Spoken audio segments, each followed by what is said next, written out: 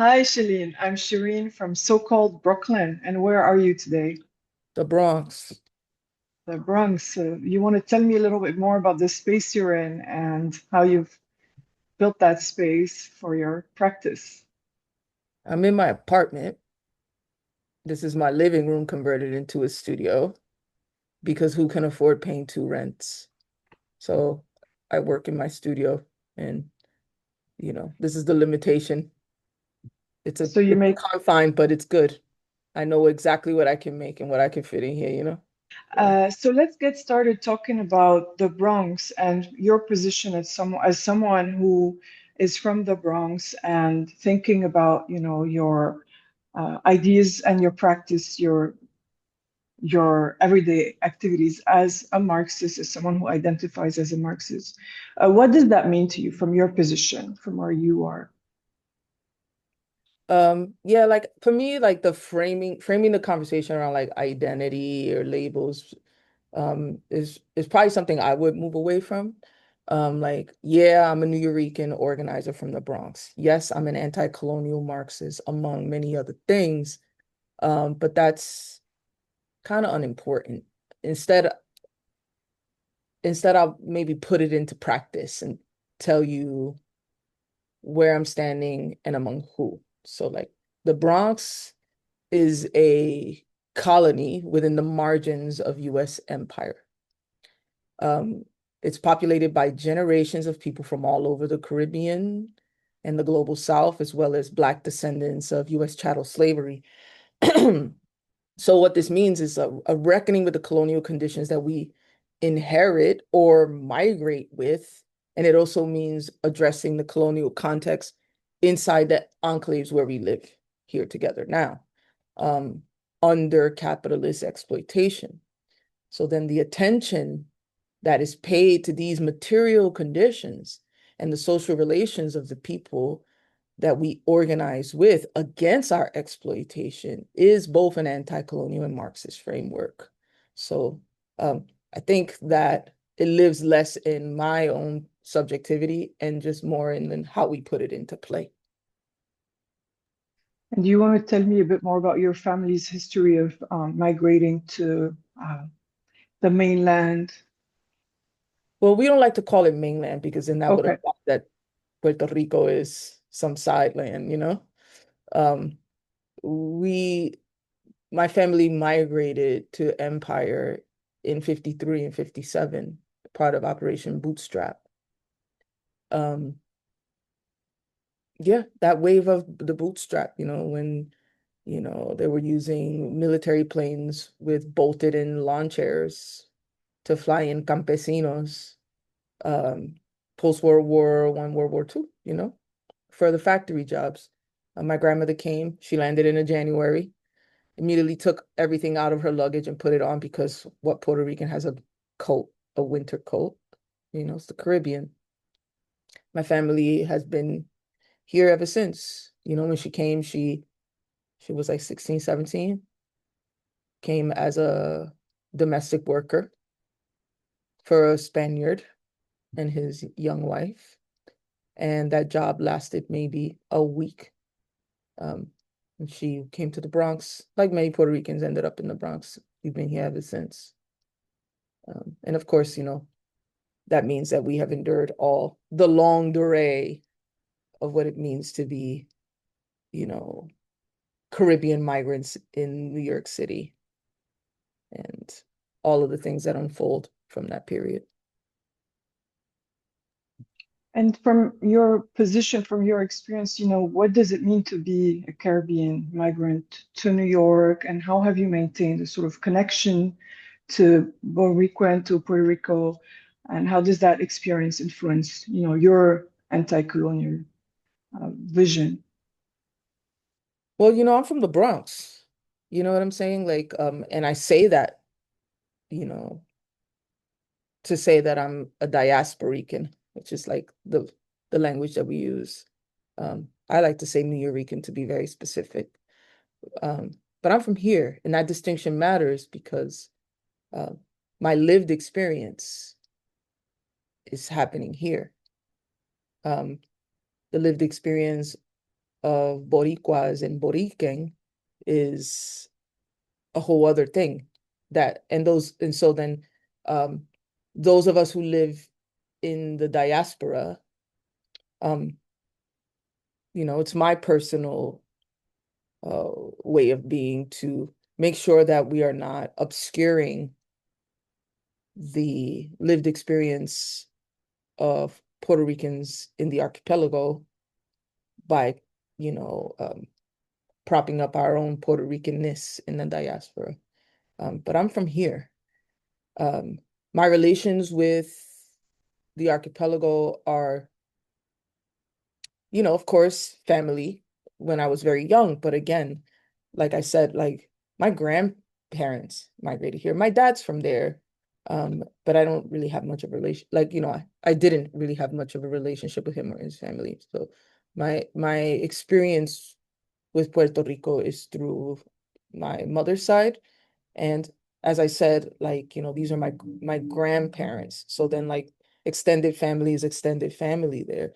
My relationship with Puerto Rico doesn't develop until I become an adult and I re-engage. And this is important because um, I think paying attention to Zionist ideology um, informs a lot about how nostalgia about a somewhere else could be harmful, especially when you have a footprint from empire. So what does that mean? It means that by virtue of being a descendant of Puerto Ricanos, does not mean that I have some kind of entitlement to move freely through Puerto Rico, even though I'm a descendant. That's not my land. That's not my place. My place is here as an arrivant, my place is here, you know? Um, and so for me, it was a political decision to engage with Puerto Rico as an adult, as a comrade with other compas that I met, negotiate through some compas that have migrated very recently after with the Promesa and Maria migration that happened in the mid 2000s, to engage with compas and, get close and build relations with those compas and then be able to, develop relationships on the archipelago with folks that still live there and build that. So now when I go to Puerto Rico, I'm engaging with those relationships and it's by invitation and, and I think that's like a deep respect and love. And it's an anti-colonial, anti-imperial way of moving. Just because I'm Puerto Rican doesn't mean that I don't carry the footprint of colonial and imperial bullshit because I live here. This shit is on me, whether I like it or not. So Yeah, there's an anti-settler sort of resistance there. I mean, we're settlers here on native lands, and uh, we're moving. I mean, the movements of gentrification that, for example, Puerto Rico is experiencing now, the movements of gentrification that the Bronx has experienced, and many of which you've witnessed personally. yeah, I guess, I like the term arrivance, which I came across. It's like a whole train. I found it in about to name drop folks. I found it in Harshaw Aaliyah's book, Born and Rule, and she's quoting Jody Bird, who's quoting what's this guy named Kamal Breathwaite, the arrivants. We're not settlers, but we're not native either. We're this in-between thing, whether that's through coerced or forced migration or, descendants of slavery. So I like that term. It still declares a responsibility, but we ain't fucking settlers either. Excuse my language. right. Yeah, yeah. And so, from your position, it's really about building networks of solidarity, whether it's with people in the Bronx, whether it's with people in Puerto Rico. and other people, for example, Palestinians. It's not necessarily about having a sort of a set position or subjectivity, but rather, or to impose your opinions and politics, but rather to sort of weave them live in a way, in action, through action. Yeah, I mean, like, who is here? What are we living? And, what debts do we owe each other? Yeah, I like this idea of debt and responsibility that you talk about a lot. The idea of responsibility, and I was rereading this yesterday, this very important conversation you had published by Diversity of Aesthetics with Michael Rakovitz and Stephen Shukaitis with Andreas Petrosians, who's the editor of the whole series. Yes. And in this volume, you talk about your experience as an art worker. I know you like to separate your the various uh, aspects of your daily life, I would say. Um, but for me, it was very interesting to see your perspective from the the years where you were an art worker, working within institutions, and yet refusing um, the for example, refusing to represent the institution, for example, through the exhibition, the abolitionist exhibition, where you were asked to represent the institution or be part of the conversations around it. And so how is this idea of refusing to occupy influenced your practice as an art worker? I'm not sure I understand the question. So Refusing to say that part again, that last part. as an art worker, how are you sort of refusing to be really part of the institution? How are you sort of going in and out of the institution without being from the institution or with the I mean, institution? like the person that works at McDonald's ain't from McDonald's, right? You know what I'm saying? Like, even if they like to cook, even if they make a mean burger, they don't represent McDonald's, Like, I had never understood any job. Like, I'm sorry, I'm gonna kind of go a little bit somewhere with this. Bear with me. You, there's a feeling that you feel when you clock in and you go to work and you see the manager. I don't know. I think we know the feeling. I'm assuming that this is like a universal feeling of like, once you punch the card. I mean, people don't punch cards anymore. I think I haven't punched the clock in so long. I don't even know what they do anymore. But once you clock in and you're on the clock and you see the manager, and like there's this thing that happens in the body, something in the stomach, like that feeling like, I'm probably supposed to be behaving a certain kind of way. I'm always like, there's a scrutinizing thing. You're an employee. Like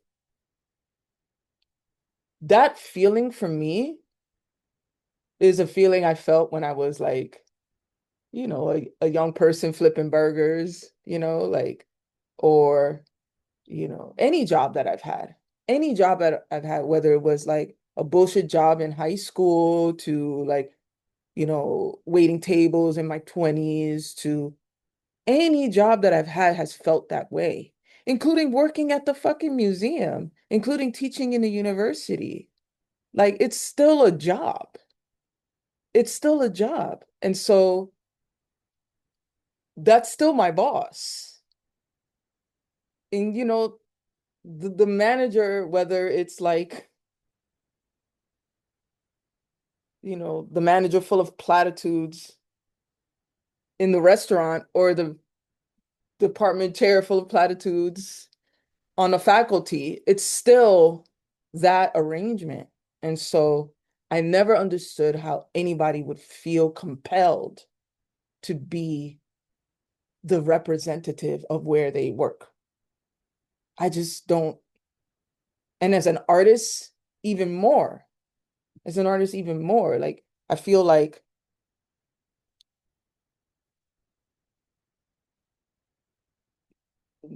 my being an artist is um it belongs to me, you know. It belongs to me. Um, and I guard it violently. You know what I'm saying? I'm never giving that away um to represent an institution. Uh, so yeah, I don't know. Like something happens something happens when you allow yourself as an artist to be consumed by the institution, and then you become a cop for the institution, you know? Um, and then you go to you know, I mean, and this is in the art world, period, you know. This is in the art world, period. Even outside of institutions, I feel like every time I go to like openings, which I don't really go to much anymore, like openings or talks or this or that, I'm like, I always make the joke that there should be coffee and donuts in the back of the room because it feels like a employee meeting. And it's either um an employee meeting or it's like a social networking thing where people are jockeying for a position. And I don't know. For me, that's the thing that I feel the most in those spaces. Um, so as an art worker, what I did, I taught at MoMA I taught at MoMA, or I should say Mommy's Museum, like Nelson Rockefeller used to call it, Mommy's Museum. I taught at Mommy's Museum for 8 years in the fuck was the name of that program? Community and Access, I think it was. Yeah, so like I gave art workshops. I was like mostly like actually not that much in the museum. I was more out in the field. I would teach at juvenile detention facilities. I would teach at like immigration detention centers up in Dobbs Ferry, GED programs, like a lot of alternative to incarceration programs, which, the people that worked there were great. And like, they had built these kinds of relationships to be able to, they in their own liberal ways, they felt like they were kind of subverting and bringing art, which is true to some degree, right? Because um I feel like I'm on a tangent, but I'm going to finish my thought. Um because, a museum is kind of like a penitentiary for art, you know, and the work is captive. And so to some degree we are like um bringing them visitors so that they can see the work that is behind the institution. Last I checked, I was still not allowed in MoMA, in Mommy's Museum. I think I'm still banned. Thanks, Glenn Lowry. Fuck you. Um, um, but yeah, that's mostly what I did. And like, it meshed well with my outlook to work in a program like that. Um, because I would not really that much be that much in the institution. And, there was a way for me to talk about the work on the walls in a way that connected to people. I was able to sort of like do my own version of an art history. I also started the night school program there. It was kind of, I don't even remember what it's called. I think it was called Night Studio, which was, back in the days, you could get your GED, or which is like a high school equivalency diploma at night. That was like a thing. Like I got my GED. I didn't graduate high school. And so we would do like a art school intensive, like I don't know if it was 6 or 9 weeks of like art school intensive at night inside the museum. It was lit. They gave me a budget for it. I was able to do that. So that, like, there were ways to do things here and there. But um but even still, like at the end of all of that shit, when push came to shove, when it was time to address the institution, um, it was very clear for me where to draw the line. It just, I don't represent you, you know? And it was very clear for them. to the institution when they fired their entire education program during COVID, literally. My problems with the institution, with that particular institution, didn't come until later because they are the Pentagon. The State Department's cultural department is literally across the street. They are an arm of the state. So when the contradictions became much more explicit, we openly declared ourselves enemies, and we always were. And so I don't know. I just think that the antagonism between the employee and the employer is something that is always present for me. And I think that it's a compass. And I think that, people should see it that way. We don't fucking align with our bosses. Period. Yeah, you refuse to be a tool of your, yeah, a tool of your, of the system. And yeah, I mean, the idea of the alienation that you experience as an art worker, but also the alienation that you inflict upon others. The irony that you're working within a carceral institutions and doing so-called abolitionist work through these, prison programs or through these exhibitions, working with people from the inside. I mean, all these contradictions, I guess, were really revealed during the times, the protests that, began to take shape and that really have, completely changed the art world, or how we speak and think about art. And in this book, you talk about how you can be working inside the institution and also protesting it at the same time. Um, but then there's a sort of a collective move from a lot of people towards the demand for disassembling, really, such spaces that are so elitist, so colonial, so, supremacist in so many ways. So if you want to talk about this idea of, it's really Fanonian, the move from alienation to total resistance. I don't hear the question.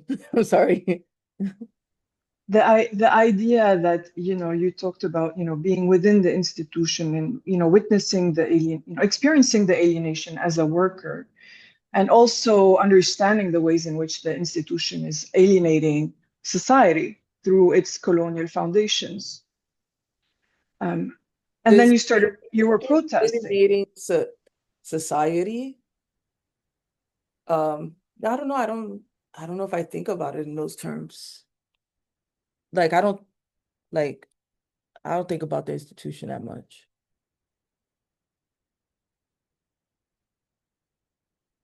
Like I So just don't know. It's not a battleground for me, you know? Like for me, it's already been mapped out and identified for what it is, like um I think one of the questions that you sent me, which I think this might be pointing towards, is the question, um, you had an old quote of mine from the BK Museum. Am I going in the right direction here? Um, yeah, that quote where like I said something about changing the day-to-day functioning of the museum. I disagree with myself today. I still believe museums traffic in cosmetic solidarity, which is, I think, what you have me here saying, because I don't even remember anything before 2020 anymore. But I don't believe that the museum can be salvaged. We need another way of stewarding and conserving what it is that we make. Like, it has to be abolished for something else to emerge, right? I think when we think about, when we talk about abolition, people just think prisons. And I follow Ruthie's sort of thinking about it, which she's been beating the drum about this for so long, because after Golden Gulag, people really just only want to talk about fucking prisons. And it's like abolition is so much more than that. But that the fact that abolition is about what gets constructed, You know what I'm saying? Um, so then what emerges when we abolish a thing like a museum? To abolish the museum is to engage in class war. Let's be clear, it's the dismantling of the West with a capital W. It's a question of power. And so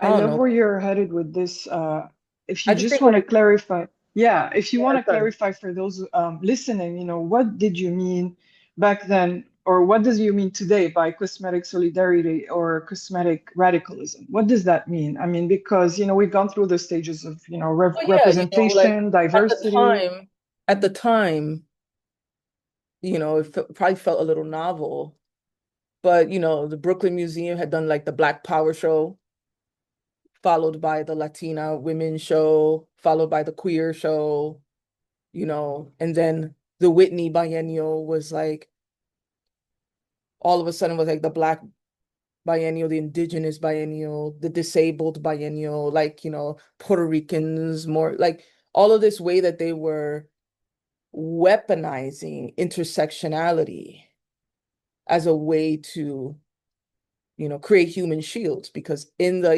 like Moulton talks about this a lot, you know, where like before exclusion used to be the thing, now inclusion is the way that you are exploited.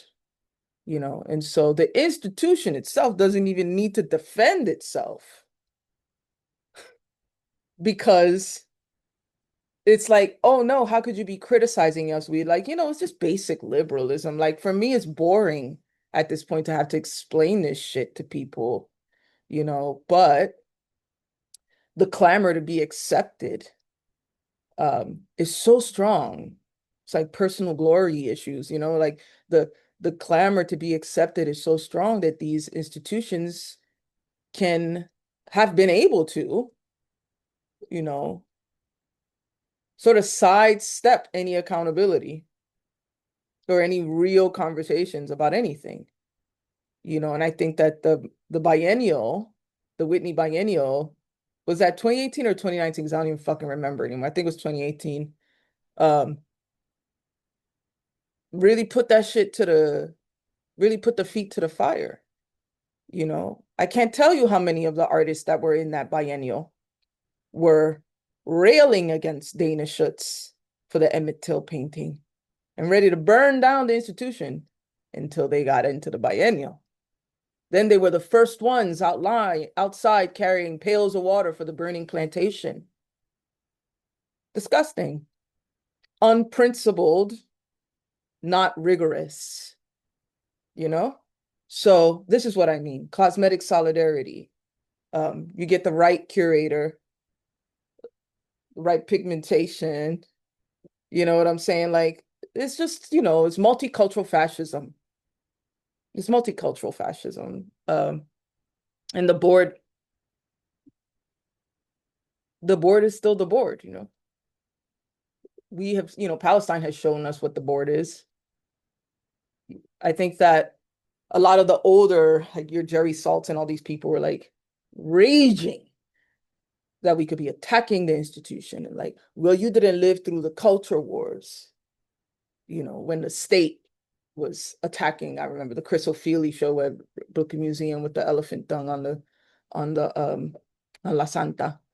Um, or the state, we need these sort of philanthropic, like, this what do you call it? The surrogate to the state, which ends up being like private philanthropy. Um, but Palestine reveals that to be bullshit. It's the same people who lobby Congress are sitting on your boards. It's still the state. It's a surrogate of the state. It's still the ruling class, no matter how you divide it. You see what I'm saying? Like, this is like what gets accepted and what's acceptable to say and what isn't. And so I think that identity reductionism, to quote Sharice Burton Staley, um, identity reductionism was something that was given to the that the institutions caught on very quickly. We don't actually have to do the work. The artists, the curators will do it for us. They will defend the thing because we made it look like them, at least cosmetically. So that's what I meant, you know. But until we free empire, like until we inside empire actually take serious our unfreedom, until we actually engage with getting free, art will remain in captivity, looted objects will remain in captivity, and alternative models will remain in purgatory. Period. I say inside the empire because there are, you know, non-Western ways of practicing and engaging with art that have nothing to do, that don't have this fucking problem. You know, people are doing shit in other places. Um, so, but inside Empire, we're too used to our hot water and internet access. Yeah, so I was thinking about the fact that yes, it is a genocidal state. At the end of the day, we are in a genocidal system, and the institution is genocidal. It's a space of death, as you know. These, for example, the Safari Land protests have really revealed the ways in which these spaces were death making. And then also there's the aspirational dimension of the American dream that people get sucked into.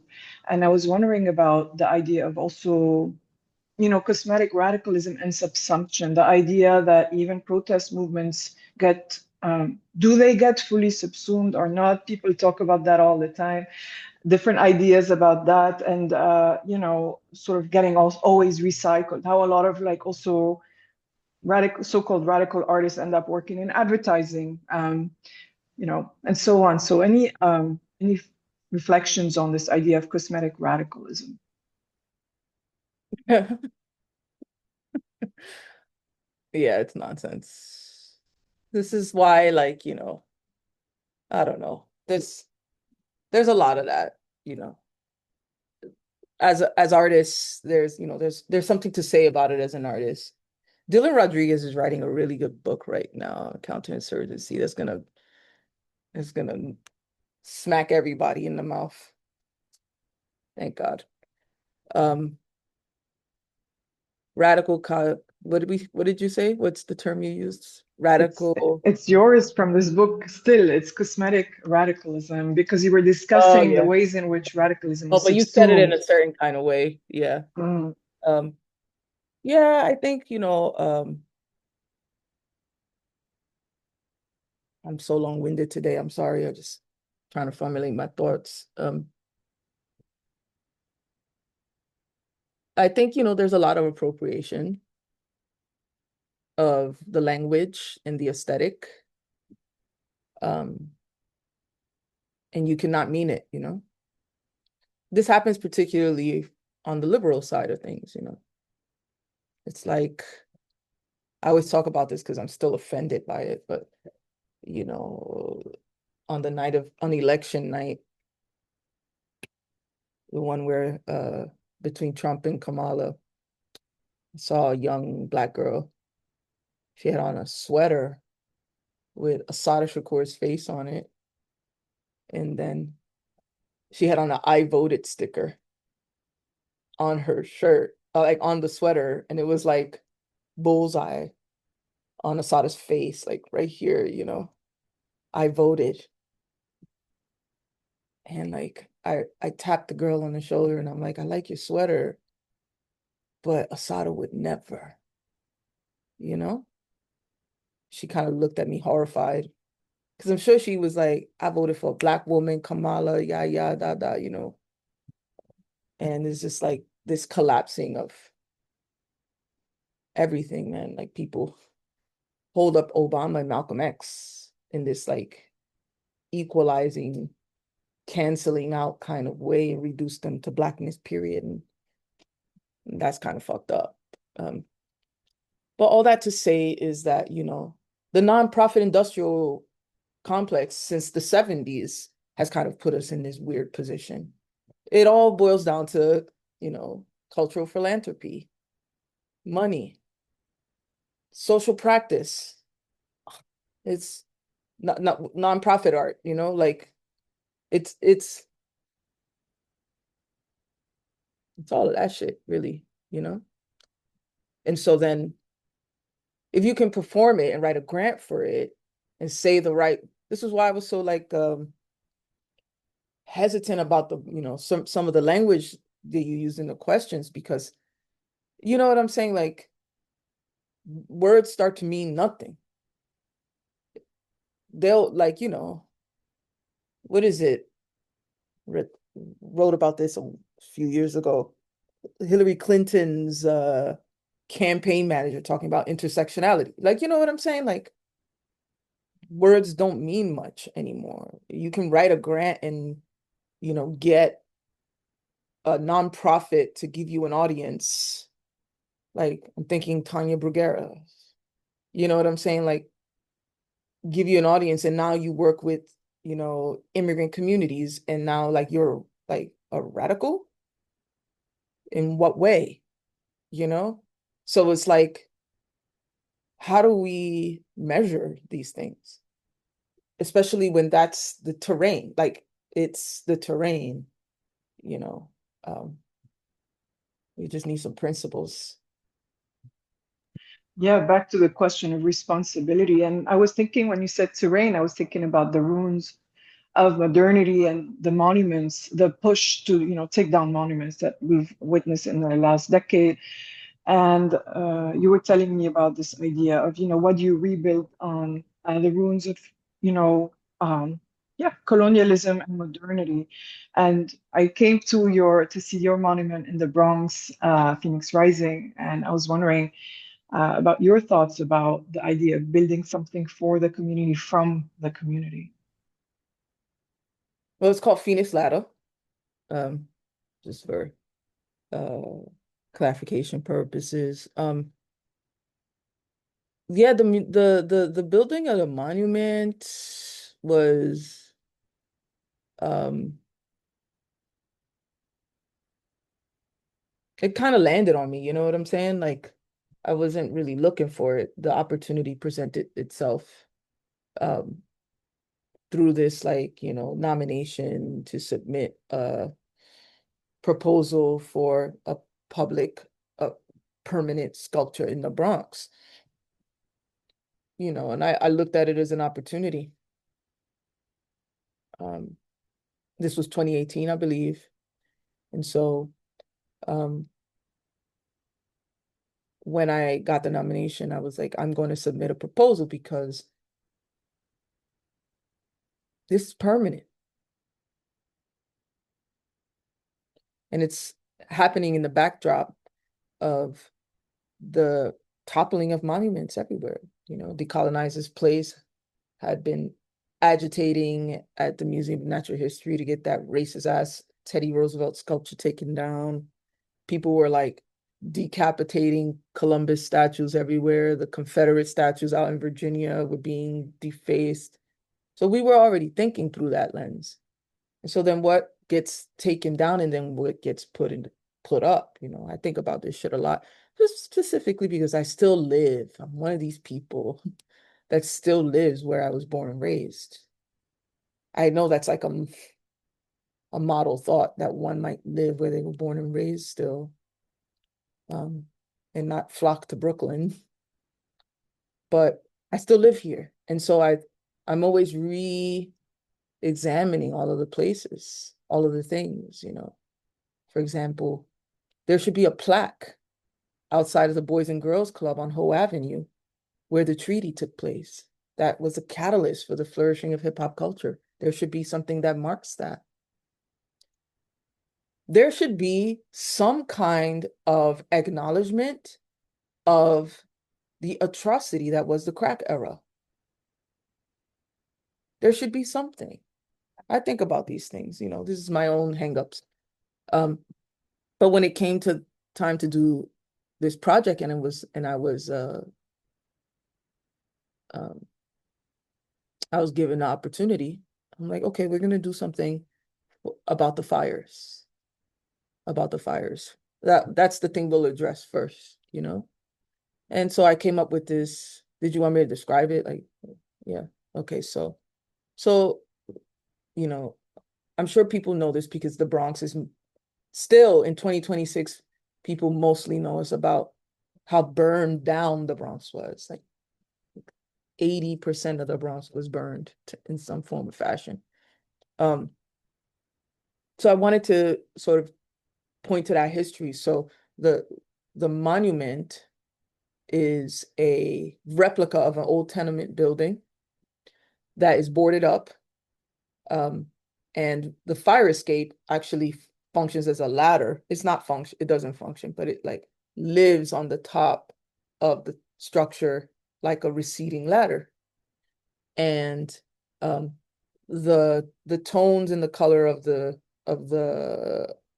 tenement replica are like oranges and reds and yellows. The cornices are all specifically designed with flames and eyes and a BX and like graffiti style letters and black power fists. Um, so I like it's this remix of the like, these traditional European cornices that you see in these very nice buildings on the Upper West Side or whatever. But for us. So I'm like taking all of this like architectural language and like remixing that shit from below to make a monument. Um, Now I'm calling it a monument. It's in its title is called Phoenix Ladder, a monument to the people of the Bronx, but it is not designated a monument by the city of New York. It's only a monument in the title. And it's a monument because I fucking said it is. And it's a permanent public sculpture, so it's here forever. So how is it not a monument? You see what I'm saying? So in some ways, like it was a subversion tactic to name it this way and do this and do it that way. Um, and it's not that like I just want to be clear, um, it's not that I'm saying that like pursuing this model of working with cities to do, like this is not something that should be institutionalized. This is not about institutionalizing how we make monuments, some decolonial monument making with the city. Like that would then become um then a co-optation starts to happen. Mamdani opens like we're gonna revisit, what monuments mean in New York City while I'm the mayor, and they're gonna make a commission, and what's her name? The Dia is gonna like hold a panel and shit, and then we're gonna make new monuments to this, and then like then it's absorbed by the state, right? It's not the same thing. So be watchful for that. You know what I'm saying? The power in the shit is that it was autonomously declared and created on its own merit. And it's a one-off. It's a one-off. If somebody do that shit somewhere else, more power to you. But I just want to say, like, we got to be mindful of shit. Like we are so, I don't know why we're still so susceptible to this integration into like state and institutional power. Like, yeah, I'll stop there. Yeah, I mean, in this conversation, you said we're so fucking disciplined, and that really resonates still today. And this idea of autonomous, because the second part of the title is for the people of the Bronx. And when I came, I saw the ways in which people were engaging with the monument. There was the fruit vendor, there were the kids playing with it. People were happy. I mean, you were on a main sort of street, or I'm not sure what it is, but avenue. But it's bustling, Yeah. and it's part of the neighborhood, is part of the community. And I wanted to hear more about how you feel that your I don't like to call it work, but your how do you sort of engage with your community, if you want to talk about your activities with community organizations. Um, Let me think about how I want to answer that. I think instead, what I'm gonna answer, which will answer this question anyway. Yeah, because like organization is a funny word. Organizing is, a verb, but organization, um, yeah, I don't belong to any national leftist organizations. Like my approach to organizing has always been very small and grassroots. Um, always with the vision that we might be able to expand and grow that, but like you know, there's a the task is large. So, there are many pockets of things happening everywhere with their own orientations, with their, and people should be doing what they're doing where they're doing it, period. Um, you had asked, though, a more interesting question in the notes that you sent me, which was, what is the meaning of interconnected struggles today? The way we started this conversation, you know, I kind of mapped out some stuff for you. So I'll give you some examples on what happens inside the internal colony. So I'll give you these 3 examples because I know we're running out of time. So I'll give you the heavier shit. What is the meaning of interconnected struggles? 3 examples. 1, the prevalence. I'm gonna sort of like start macro and go micro, right? So 1, the prevalence of Zionist landlords and real estate developers in New York City is well known and easy to track. Many of these predatory landlords are at the forefront of displacement or running dilapidated slum housing unaccountable to no one. You'll find them on all the worst landlords lists, and it's like nothing. Particularly, this is a problem for Black and Brown communities who suffer their abuse. So we believe that these landlords take our rent money and the profits they generate from our displacement to Israel, where they invest in building settlements on stolen Palestinian land. Interconnected struggle. Second example.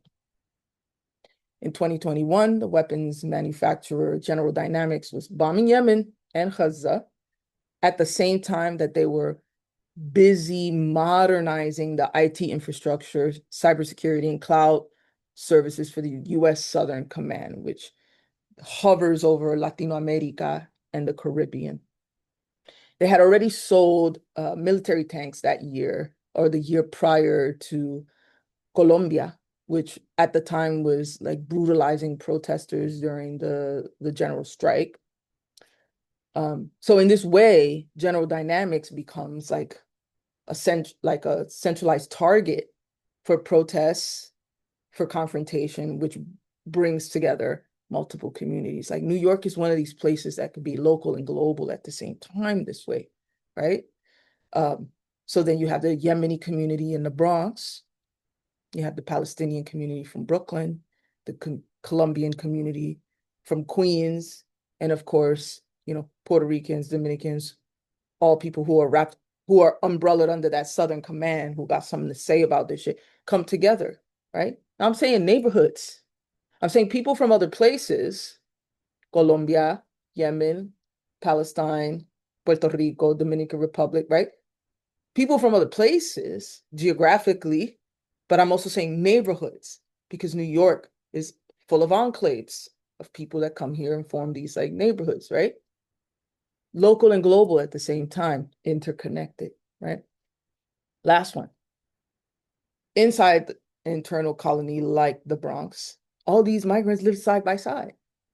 And mostly we're unaware of each other's histories and contexts, and we're steeped in cultural difference. You know what I'm saying? You have like the sexy Dominican lady who's blasting bachata all day right next door to that like very, very religious Muslim family who are like, ugh, haram. You know what I'm saying? Like that shit happens. And one's complaining about the loud music, the other one's complaining about the smell of curry in the fucking hallway. You see what I'm saying? So like these kinds of things start to happen. These kind of tensions start to happen. It's true.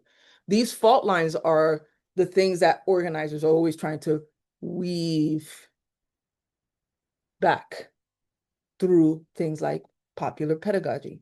This is like a lot of where I try to like step in, you know. So two examples, you know, me giving a workshop for a art workshop for predominantly Muslim Bengali teens in the Bronx during the height of the Palestine protests and showing them images of the Bronx during the fires, the landlord arsons. They had never seen, they had never learned about this in their schools, and they were shocked. And of course, one of the girls is like, wow, the Bronx looks like Gaza. And I'm like, these are places that you walk by every day and you didn't know this, you know?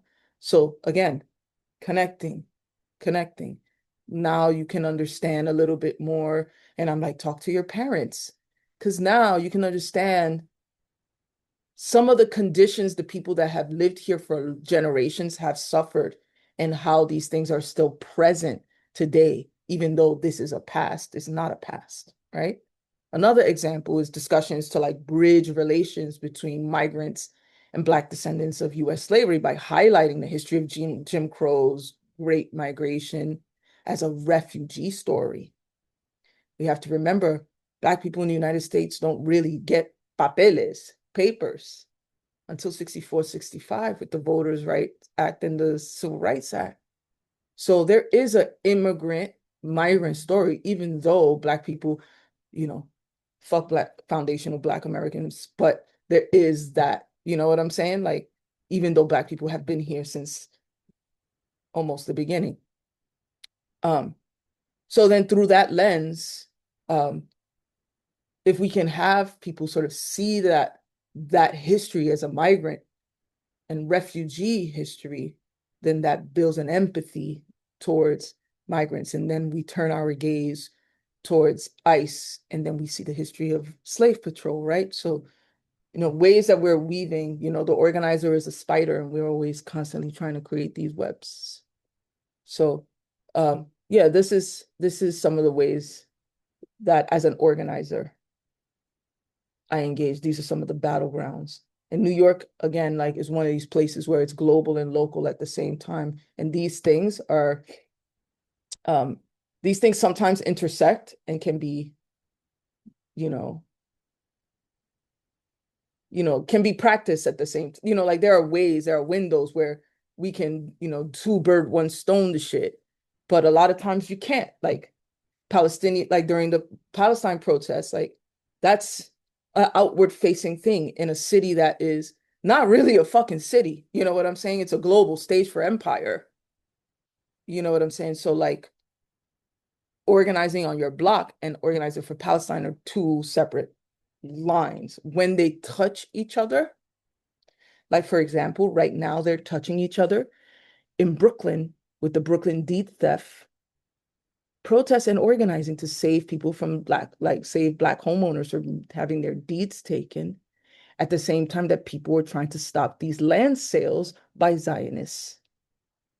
You see, this is a place where they touch each other, but it's not always the case. And so in a metropolis like New York City, sometimes you have them touch each other, but you are doing local and global, and they're not always touching each other. But we do have that ability because why? Most of the boards, most of the monsters sit on the boards in this city. Hence why people go to museums, protest at their universities, because you tease out the devil. Palestine showed us that shit. Palestine teased out the devil. All of a sudden, people are getting deported. People are getting the purge of university professors. Like this all teased out the devil. And you saw the provost and the chair and the this and the that had no power. A board of trustees emerged as the real face. And as I said before, these are your motherfuckers that are lobbying Congress, that own the weapons, that own the detention centers. This is really who is your ruling class. So, I don't know, wake the fuck up. Thank you so much for your thoughts today, and more importantly, for your call to action. And I look forward to speaking and seeing you again. And until then, take care. Thank you.